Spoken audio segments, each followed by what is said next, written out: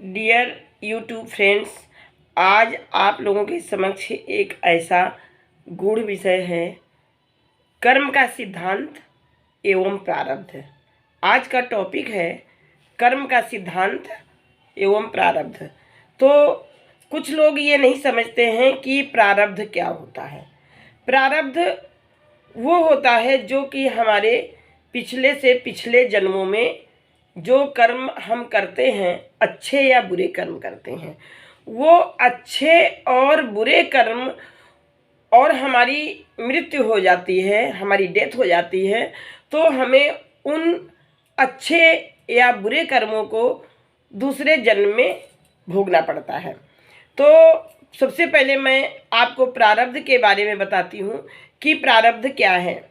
प्रारब्ध जो हम एक बच्चा जैसे कि जन्म लिया, अब एक बच्चे ने जन्म लिया, बच्चा एक है, वो ब्रह्म का स्वरूप है, लेकिन वो एक बच्चा क्या है, एक राजा महाराजा अच्छे घर में जन्म ले रहा है, जो कि उसने जब इस विश्व में आंखें खोली तो उसको बहुत अधिक प्रचुर मात्रा में धन संपत्ति राजपाट हर चीज़ प्रत्येक सुविधा उपलब्ध रहती उसके सामने।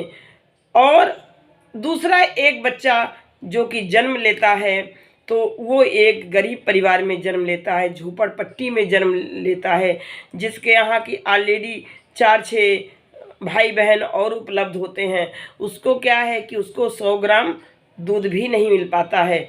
तो यहाँ पर हम इस बात को देखते हैं कि यही हम इसको ही हम अपना प्रारब्ध मान लेते हैं। एक बात तो ये हुई कि जन्म से ही एक जीव अच्छे घर में, अच्छे कुल में, अच्छे वंश में, अच्छे माता पिता के यहाँ जन्म ले रहा है, और दूसरी तरफ दूसरा जीव खराब परिवार में जन्म ले रहा है। उसको तो पूरे जीवन, जब तक उसका जीवन विधाता ने लिख दिया है, जब तक उसका जीवन है, उसे भोगना ही भोगना है। इसी को हम प्रारब्ध कहते हैं। तो दोस्तों, अब आप लोगों को समझ में आ गया होगा कि प्रारब्ध क्या है। पिछले जन्मों में संचित कर्म वो हमारे चाहे अच्छे हों या बुरे हों। अगर हमें अच्छे कर्म हैं तो हमारा हमें इस जन्म में अच्छा मिलता है, और अगर हमारे बुरे कर्म हैं तो हमें खराब मिलता है, और उसी हिसाब से हमारा जन्म हो जाता है। दूसरी बात यहाँ पर अब ये उठती है कि प्रारब्ध के बारे में हमें कुछ समझ में आ गया है। अब कर्म का सिद्धांत क्या है। कर्म का सिद्धांत यह है कि हमारा जन्म खराब परिवार में हुआ, हमें खराब जगह जन्म मिला, हमें ऐसा वातावरण उपलब्ध नहीं हुआ जहाँ की हमारी शिक्षा दीक्षा उचित प्रकार से हमारा प्रबंध हो सके। हमारे पास ईश्वर ने बुद्धि तो दी है, लेकिन हम उस बुद्धि का उपयोग नहीं कर सकते हैं। हमारे पेरेंट्स, हमारे माता पिता हमें अच्छी शिक्षा नहीं दिला सकते हैं। हमारे पास खाने के अच्छे साधन नहीं हैं, उपलब्ध चीज़ें नहीं हैं, और हम वैसा नहीं करते हैं। तो ये मेरे प्रारब्ध में था। लेकिन अगर हमें ज्ञान हो जाता है कि अब हमारा जन्म इस परिवार में हो गया है और हमें आगे कुछ करना है, तो हम अपने कर्मों के द्वारा, अच्छे कर्मों के द्वारा अपने प्रारब्ध को भी बदल सकते हैं। हमें अब एक बात ये देखनी है कि ये जो मनुष्य शरीर मिला है, ये मनुष्य शरीर एक ऐसा शरीर है जिसमें कि हम अपने प्रारब्ध को, अगर हमारा प्रारब्ध खराब है, संचित कर्म अगर हमारे खराब हैं, तो हम इस जन्म में अच्छे कर्म करके और अपने प्रारब्ध को हम सुधार सकते हैं। हम किस तरह से सुधार सकते हैं? केवल यही एक मानव शरीर जो मनुष्य देह मिली है, तो इसके लिए तुलसीदास जी ने कहा है कि बड़े भाग मानुष तन पावा। तो कि मतलब हमें बड़े भाग्य हैं, हमारा भाग्य बहुत ही अच्छा है कि हमें ये नहीं देखना है कि हमारा जन्म अच्छे परिवार में हुआ कि खराब परिवार में हुआ, बस हमें ये मानव देह मिली, यही मेरा बहुत बड़ा भाग्य है। तो अब हम क्या करते हैं कि हम खराब परिवार में जन्म लेकर के भी अपने कर्मों के द्वारा, अपने कर्म के सिद्धांत के द्वारा हम अपने जो प्रारब्ध है उसको बदल सकते हैं, उसको चेंज कर सकते हैं।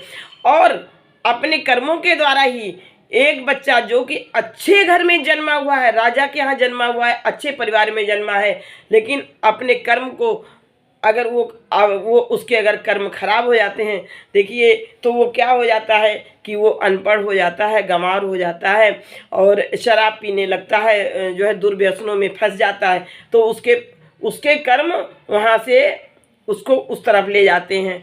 और एक गरीब परिवार में जो है बच्चा जो जन्म लेता है, वो अपने कर्मों के अनुसार जो है अपने आप को चेंज कर सकता है, अपने प्रारब्ध को भी बदल सकता है। तो ये हमारा प्रारब्ध हुआ और ये हमारा कर्म हुआ। तो क्या है कि कहते हैं कि कर्म की जो गति है, कर्म की जो चाल है, वो टारे नहीं टरती है। जैसे कि चाणक्य के हाथ में ये लिखा था कि वो जो है बुद्धिमान नहीं होंगे, लेकिन उन्होंने बुद्धिमत्ता अपने कर्मों के द्वारा प्राप्त की। बहुत बार ऐसा देखा जाता है कि जो है पंडित और ज्योतिषी बता देते हैं कि आपको सरकारी नौकरी नहीं मिलेगी, लेकिन व्यक्ति अपनी योग्यता के अनुसार जो है सरकारी नौकरी प्राप्त कर लेता है। तो इस तरह जो है हम कर्म के सिद्धांत को जो है इस तरफ ले जाते हैं कि जैसा कि तुलसीदास जी ने कहा है, कर्म प्रधान विश्व रचि राखा, और जो जस करिए सो तस फल चाखा। अर्थात जो व्यक्ति जैसा कर्म, तो इसके मतलब प्रारब्ध से ऊपर हमारा क्या है, कर्म का सिद्धांत है।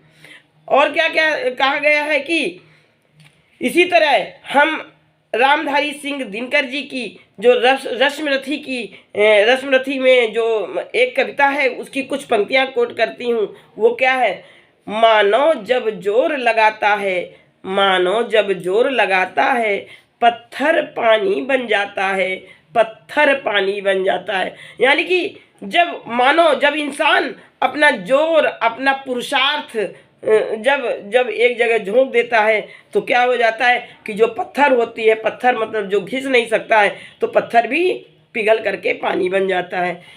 सच है विपत्ति जब आती है, सच है विपत्ति जब आती है, कायर को भी दहलाती है, कायर को भी दहलाती है।